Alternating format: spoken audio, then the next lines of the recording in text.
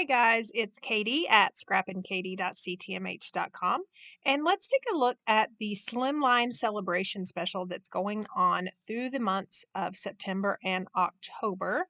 Now, I have already pre-cut the circle clusters, backing each cardstock piece with our adhesive sheets, which makes it really easy just to peel that backing off of these circles and then adhere them together. So I don't have to worry about messy liquid adhesive or anything like that. Now, I did end up doing 7 layers of these circles.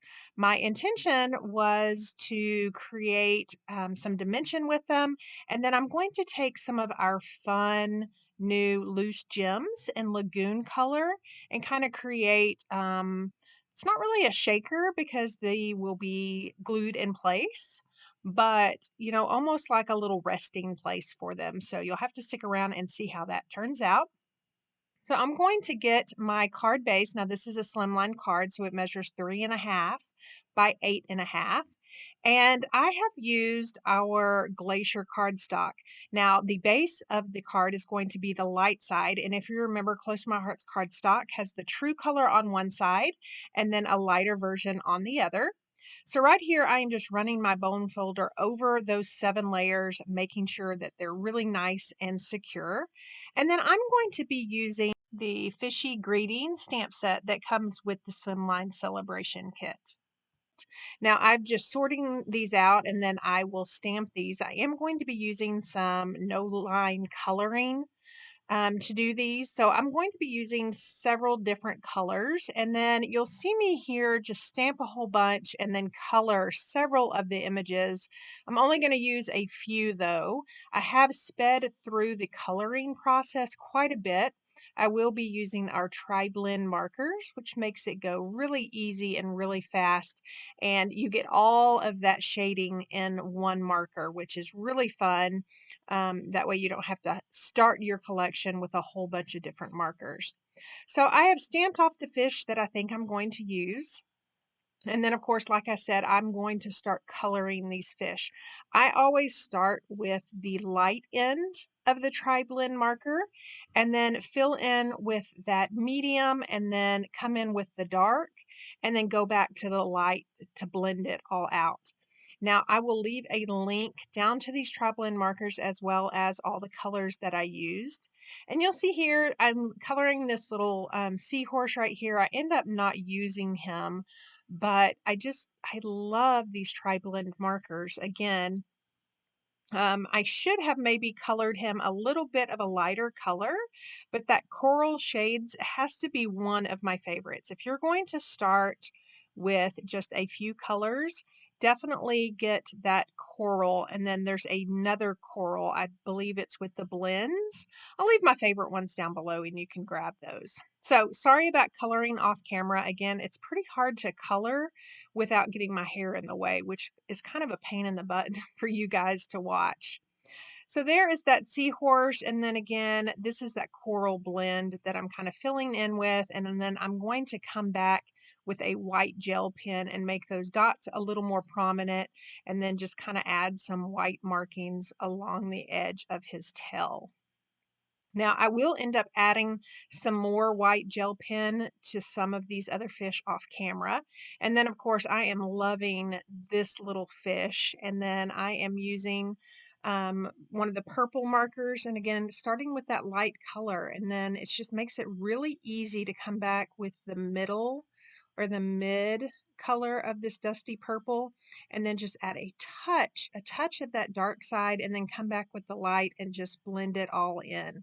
I just love how easy these markers make it. So there's just a couple of more fish that I'm going to color. I ended up coloring that yellow one and then I didn't like it at all. So I cut that out for you guys. And then of course, this might be one of my favorite fish. Not only the color, but just the way he looks or she looks. I just love all of that pattern on the middle. I guess those are supposed to be scales, but I equate it to argyle. And I just love him. And of course, you could get wild with the colors of these fish. You know how beautiful the ocean is. Now, this is a little seaweed. I am going to go ahead and color it. I don't know if you noticed at the beginning of the video, I put those circles on top of that card base and then kind of played around with actually stamping this on the card base. And I think that's the way I'm going to go right now, but I'm just coloring it mainly to see how I'm going to color it on the card base as well. So you see here, like I said, I'm adding some more of that white gel pen, and then I'm coming back with the yellow marker to finish this little cute fish off. So that's pretty much all the coloring I'm going to do on camera. I do end up coloring that other fish off camera, and you'll see him at the end. And then, of course, here is where I have decided that I'm going to stamp that little seaweed piece directly onto my card base and color it as is. So I am trying to just place that seaweed exactly where I want it. And then again, I'm just going to color this really quick, and I'm going to finish this off camera so you don't have to watch it again as well. So I've got that seaweed finished, and again, I'm just going to lay that circle overlay, that circle cluster over. And then I am wanting to add a couple of the smaller images that come with the fishy greetings. And I quickly realized that I need to do that before I take the backing off of those circles. So I'm just going to place it back down on my card base and then get those these are little water bubbles. And I'm going to be using the Glacier ink for kind of like a tone on tone look. I'm just going to ink those up and then put them kind of on the right and the left, spacing those out. And then there's another little tiny image that has 3 swimming fish on it. What I love about this image is that the fish are actually, you can flip them from swimming left to right or right to left. And so I have added those in some of the larger bubbles. And then now I am ready to take the backing off of that. And I did adhere that down off camera. And then here is where I am taking those Lagoon loose gems. And I am just going to apply some liquid glass to some of these little water bubbles or these little circle clusters. And then I am going to just pour these onto that liquid glass, much like you do glitter. I just poured a whole bunch. I let it dry for a little bit. And then just like glitter, I basically just dumped it back into my loose glitter gem container. So while that dries, I'm kind of playing with the placement of the fish. Now, of course, just like scrapbooking, I don't want all my fish looking off to the left when I open the card to the right. So here is where I decide that I'm actually going to re-stamp that yellow fish that I didn't like. And I'm going to color him purple because I really love that dusty purple color. And then I am going to use some of the other fish. Now, I love that at the top, I've got these 2 fish looking off to the right, signifying that that is the way the card opens. And I will be adhering these fish down with some 3D foam tape. Now, I found it easier to adhere the foam tape to the card base and then add my fish. It just seemed like if I was going to add it to the fish, I was afraid that I wasn't going to get the foam tape in the right place. Now, because I've got these foams or these circle overlays, and then of course those loose gems where that little yellow and black fish went, he didn't need foam tape because he basically is resting on those loose gems. And then of course those 7 clustered circles that are attached together. So off camera, down at the bottom, you can't see that, but that's my little favorite fish, and I am adhering him down at the bottom. Now remember, he looks off to the left, but I think it's okay because he's kind of at the bottom, and then those 2 other fish are at the top, signifying, like I said, that the card will open.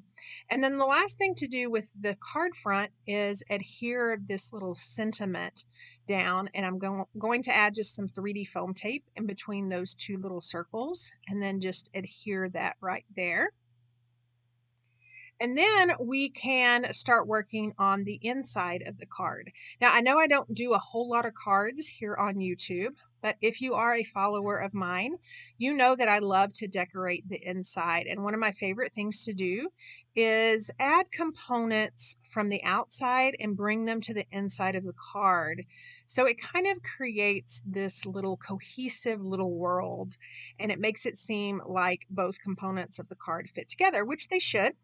So I am using that same Glacier cardstock. I am going to use the light side, much like I did on the front panel. And then I have picked one of the sentiments from the Slimline Sentiments. Now this is a stamp set that comes with 2 full sheets of sentiments, and they are basically designed to go on Slimline cards. So I'm using the Evergreen ink just so I can kind of use, or I can kind of bring that seaweed color to the inside of the card. And then of course I am going to pull back out those little tiny images from that stamp set, which are those little water bubbles and then that little group of 3 fish. And again, I'm going to do the tone on tone with the Glacier ink. And I am just going to random stamp these little bubbles here and there and everywhere, kind of going all the way to the top. Oh, these are the fish, pardon me. So I've done that, and then I will come back with the bubbles. Now, hindsight, I wish I would have done some bubbles and then some little fish up at the very top right corner. But all in all, the inside of this card just is really cute. After I stamp those, I am going to adhere it down, and then I'm going to color that heart. And then, of course, I want to bring those fish to the inside of the card as well. So I have decided last minute to basically add some ink to the edges of these pieces. Now I'm doing this inside piece just with a mini blending tool and my Glacier ink. And then I'm going to come back on this front panel and do the same. I love that the sponging in the ink just kind of adds a softness, but it definitely gives it a finite edge, which I love in cards. Again, I don't do a whole lot of cards, but you know that I love to doodle around the edges. I love to ink distress, anything like that. Again, to just kind of bring a finite edge to the outside of the card.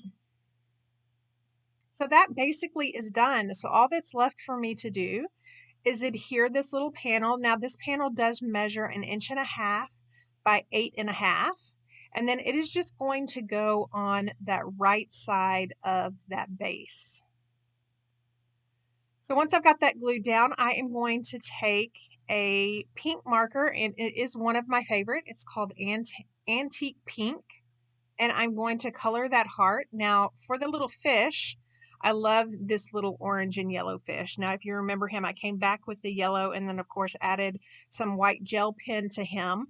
But again, it brings the fish to the inside of the card, which, like I said earlier, it's always nice to have those components on the outside brought into the inside to make that card really kind of just, I guess, mesh together. So right here, you saw me do the light and then the middle color, and then of course that dark. And then I am just adding some white gel pen. Again, it's one of my favorite little things to do. It just adds that perfect touch. Here are some still shots of this card. And then right there, you can see a close-up of those lagoon loose gems, and of course my favorite little fish. And then there is a look at the inside of the card. Now remember, the Slimline Celebration special does go on through the rest of October.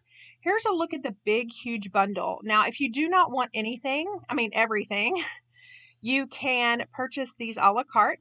There is a circle cluster. There's a star cluster that's super cute. I did make a layout with that. And then here is a look at the other little icon stamp sets. That's the one I used. And then this one is a really cute gnome stamp set. Again, I've seen some really cute artwork with this one. I hope to play with it pretty soon. And then, of course, these sentiment stamp sets I was talking about. So thank you so much for stopping by and watching. See you later.